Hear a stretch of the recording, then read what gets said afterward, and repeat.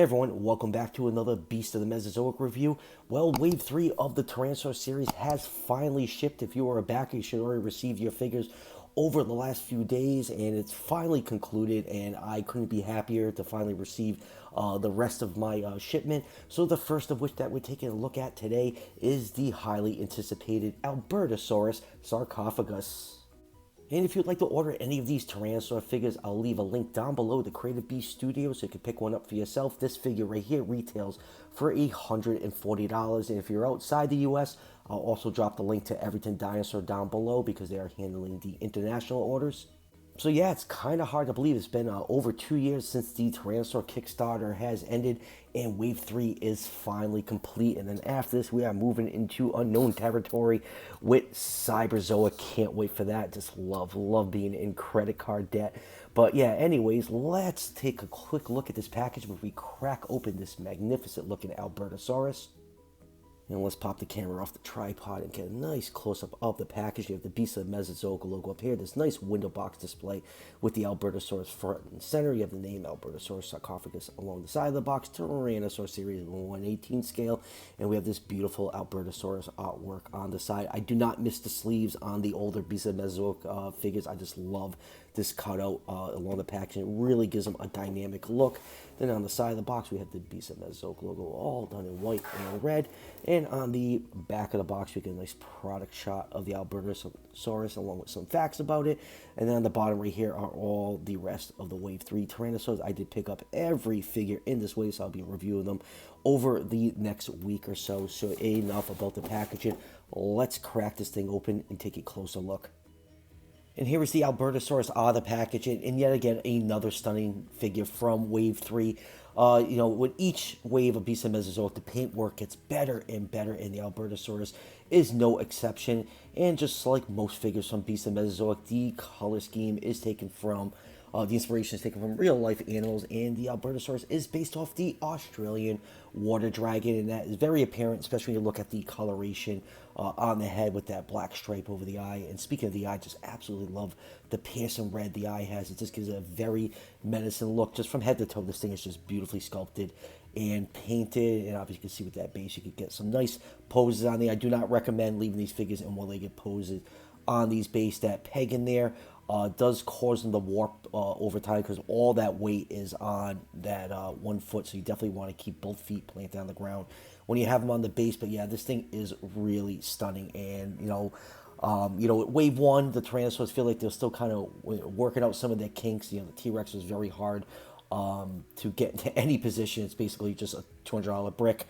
And the Tyrannosaurus, with that massive hoodie was very hard to pose, but the hoodie has been retracted back on the subsequent waves of these Tyrannosaurs, and the articulation is the best it's been since Beast of Mesozoic first came onto the scene.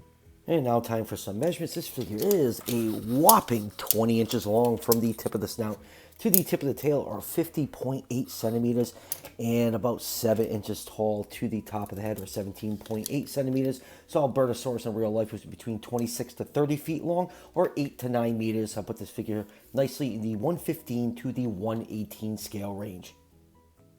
And for accessories, let's first take a look at the base. This is the same base that comes with the Daspletosaurus, Gorgosaurus, and Tarbosaurus, just painted in a different color. This one has a much richer brown than the other bases and brighter greens. You have some nice moss and grass sculpted on there. Some roots, and the rock detail is really nicely done. You do have that solid steel peg right here for the non-articulated foot to peg into. The non-articulated foot does have the hole on it. As you can see on the articulated foot, it does not have the hole, so you need the solid leg if you want to peg it into the base and then spin the base over. It's hollow on the inside. You do have an H-clip right here, so you can remove this rock piece to have some different posing options on the base. Now for legs, you do get these a pair of articulated legs. The other one is currently mounted on my Albertosaurus. I find that standing up without the base, it's better to use one solid leg and one articulated leg, so you can just get the balance right so the figure doesn't fall over. But let's just zoom in and take a look at this articulated leg for the articulation on it. You do get some nice forward movement on the ankle joint. You do get rotation on that, and the feet are on a ball joint. Going forward with Cyberzoic, this ball joint is going to be replaced with a disc joint. They're supposed to be tighter, and I can't wait to see them in action. I'm really looking forward to that because you get some nice movement on that. And right here is the knee joint, but we'll go over that a little bit later when we take a look at the entire figure. And then down here we have a couple different feet. For the Albertosaurus, you do get the running toes. Let's get the camera to focus in on that. And then we do get a pair of closed toes for different posing options. And you can see these feet are all nicely detailed and very well sculpted and painted. And I almost forgot to talk about the trading card that comes inside all the Beast of Mesozoic figures. We have this beautiful Albertosaurus artwork chasing down some Pachyrhinosaurus. You can see them working as a group because there's been a fossil bone bed. There's like 26 specimens of Albertosaurus have been found in, so it is theorized that they did hunt in packs. Really nice artwork. And spinning around, you get some facts about Albertosaurus. So enough about the card. And now let's zoom and take a look at some of the finer details on this figure, starting with this absolutely beautiful looking head sculpt. All the Tyrannosaurs, the head sculpts are really nicely done, very scientifically accurate, and the Albertosaurus is no different. You can see all nice scale variation all over the head, some larger scales at the back of the lower jaw. And looking at the lips, yes, it is a fully lip theropod. Just absolutely love the lip look. Never was a fan of the lipless look. It just did not look right in my eyes. You can see the horns above the eyes are nicely sculpted, nice dry brushing over there to bring out all the detail. And here is a view of the head from the top and a view from the front, and I just absolutely love those Pearson's red eyes on this Albertosaurus. This gives the figure a very, very sinister look. You can see all these nice greens and browns mixed in. You have that black eye stripe, which is reminiscent of the Australian water dragon, which the inspiration for the color scheme is taken from. And then going down to the neck as I'm banging into my camera. These figures are kind of cumbersome to review sometimes, especially the larger ones. Still not as bad as reviewing the T-Rex. Those were absolute workouts. Going on the underside of the throat, you have this nice bright blue coloration, which is really nice. I love seeing blue on dinosaur figures. And then going down to the body, you have all this nice brown creams. Very camel-looking color scheme on his Albertosaurus is going to blend beautifully in its forest environment as it stalks its prey. Going down to the tiny forearms, you can see the hand claws are decked out in glossy black paint. You have some nice large belly scales for underneath, almost like a bright orange coloration for the underside of the belly as it transitions into a nice cream color. And then going down to the nice powerful looking thighs, more of those greens and browns and black stripes. Here's a view from the top. Nice barrel chested body, what Tyrannosaurs should have.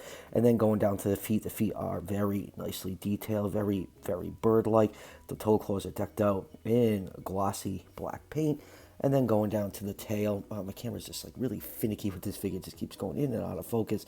You get more of that nice camel coloration all the way down to the tip of the tail. And I have to say, the paint jobs on these Beast of Mesozoic figures get better and better with each release, and the Albertosaurus is definitely up there for one of the nicest painted Tyrannosaur figures. For articulation, let's start with the head. Mouth can close completely flush, and then open the mouth up. We get a nice wide gape on there. It stretches just a little bit too far. The gum insert is just starting to poke out a little bit. If you want to keep it right there, it stops from breaking the skull. Let's get the camera to focus in on that. And you know what? We did not take a look at the mouth details, so let's do that really quick. We do have some nice details inside the mouth, painted light pink coloration. Got the nasal passages sculpted in there, and my camera's having a hard time picking up, but the back of the throat is a really dark, like maroon color.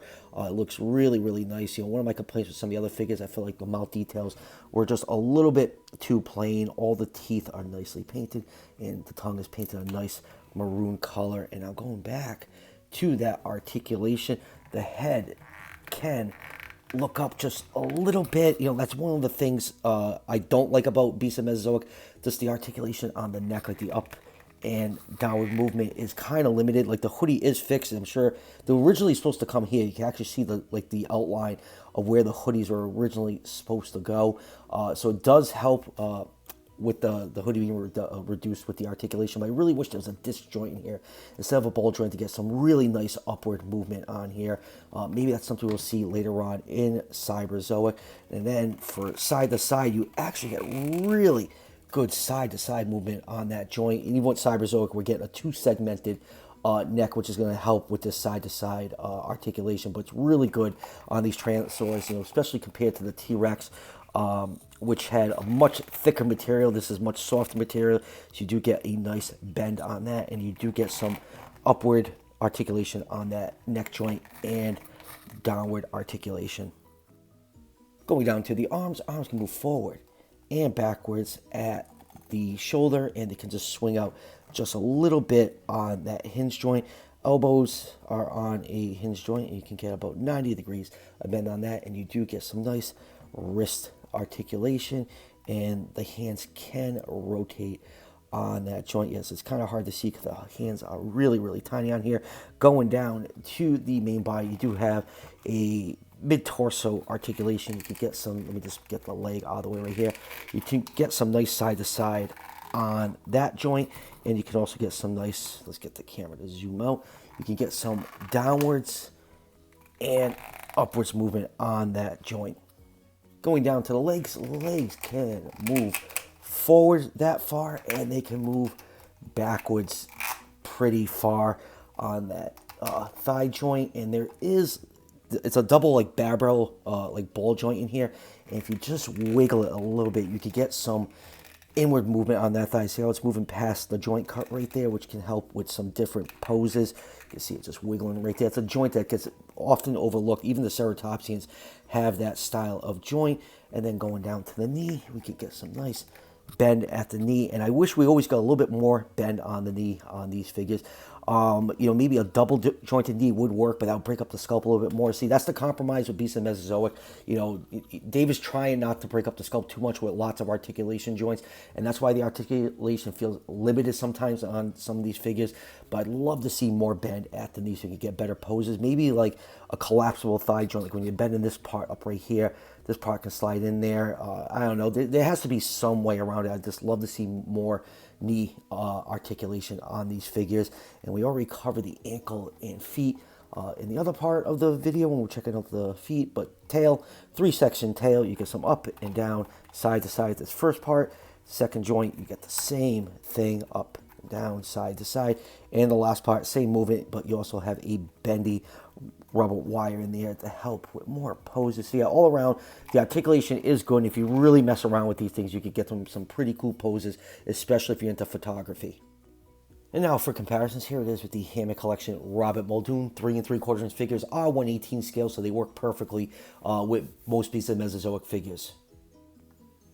And next up, here it is with a very close relative of Albertosaurus. Here it is with the amazing Gorgosaurus. Like I've always said every time I talk about the Gorgosaurus figure, it's probably going to be the most popular Beast of Mesozoic figure, especially in the Tyrannosaur series. It's just absolutely gorgeous. But Gorgosaurus and Albertosaurus are very, very closely related. Some paleontologists actually consider Gorgosaurus to be a different species of Albertosaurus because they're so closely related. But yeah, it's pretty cool to have both of these side by side. Other than some differences in the head, they're pretty much the same animal. Let's do some other Albertosaur figures. Here it is with Mattel's Orphan, which is a great figure. I've always loved their Albertosaurus figures. Here it is with PNSOs, which is a fine figure. And here it is with Safari Limited. Going to lean it up against the Mattel one. It's a little bit warped from sitting in my drawer for so long. Let's do a couple more Tyrannosaurs. Here it is with Chinsusaurus. And here it is with Proceratosaur, one of the smaller Tyrannosaur figures. And let's move on to some ceratopsians, because that's the main reason people want to get these Tyrannosaurs to pair it up with their ceratopsian figures. And first up, we have the Pachyrhinosaurus lacustae. Now, Albertosaurus is known mainly from the Horseshoe Canyon Formation. There's a different species of Pachyrhinosaurus found alongside it, Pachyrhinosaurus canadensis.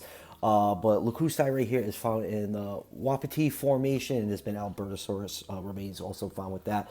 It would be really nice, during Cyberzoic or, the in-between Beast of Mesozoic releases, during Cyber, that we get Pachyrhinosaurus canadensis. You know, we got the whole body mold. All David really needs to do is just resculpt the head, and I think a lot of us would want canadensis. We felt like this Pachyrhinosaurus was kind of big. Lacustai was about 16 feet long, but canadensis was a much bigger animal, and I think that'd be really cool if we actually got canadensis, because every company that does Pachyrhinosaurus does Lacustai, and it'd be nice to actually get a different species of Pachyrhino sometime in the future. And there's only one other ceratopsian Mr. Berner can pair up with, and is with Regaloceratops from the St. Mary River Formation. So yeah, not as versatile as the Daspletosaurus and Gorgosaurus. Can pair up with a large handful of the ceratopsian figures, but yeah, it's still cool that I can pair up with these two. So final thoughts on BOTM's Albertosaurus. Another fantastic figure. You guys all know I'm a huge fan of this line. I never really have anything bad to say about the Albertosaurus. It's beautifully painted, beautifully sculpted. It's a lot of fun to play around. I feel like this Tyrannosaur body size is like the perfect balance of, like, you know, all the work that's going to all the different size figures.